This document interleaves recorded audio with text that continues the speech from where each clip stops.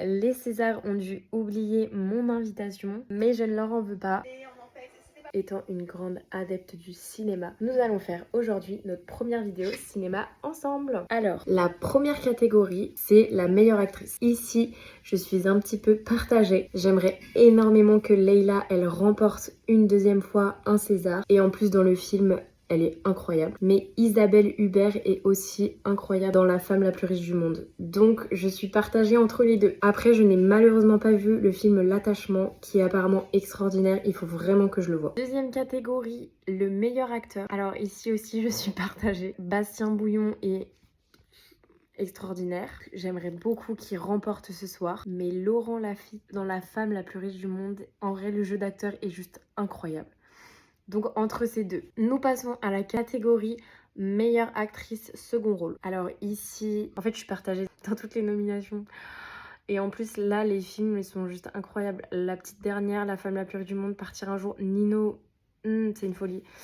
Mais si j'en choisirais deux, ce serait Marina Foïs, Jimin Park. J'espère que je le dis bien. Meilleur acteur second rôle, je vais prendre Raphaël Personnaz qui est très très fort dans le film. Meilleur espoir féminin, Mama. Je choisirais Nadia Meliti parce que je trouve qu'elle est incroyable. Et la petite dernière, j'ai adoré ce film, elle est juste géniale dedans. Meilleur espoir, là aussi c'est tellement dur. En fait les films ils sont...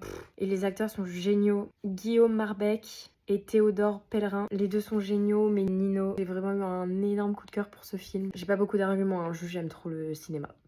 Pour le meilleur scénario original, Nouvelle Vague, je pensais pas que j'allais aimer ce film et en vrai... il est très très bien fait. Mais j'espère quand même que Nino va remporter des prix parce que ce film est juste incroyable. Meilleure adaptation, là je dirais La petite dernière. Meilleure musique originale, La petite dernière, parce que j'ai trop aimé ce film. Et les musiques étaient bien en vrai. Meilleur son, là je dirais Partir un jour, parce que c'était quand même très très bien. Meilleure photo, ici je dirais pour la nouvelle Chandy. Meilleur montage, Géraldine Mondino, je sais pas si je dis bien, meilleure. Après, meilleur costume, ici je dirais La venue de l'avenir ou La femme la plus riche du monde. Quand même assez incroyable. Meilleur décor, alors là pour moi, Jean-Philippe Moreau. Chien 51, t'as beau aimer, pas aimer, moi j'ai beaucoup aimé, mais le décor est juste fou. Effet visuel, pareil, je dis Chien 51, là désolé, mais... Meilleure réalisation, bah là j'aimerais bien que ce soit la petite dernière encore, donc Afsia Herzi, j'espère que je le dis bien encore une fois, ou alors celui de La Nouvelle Vague.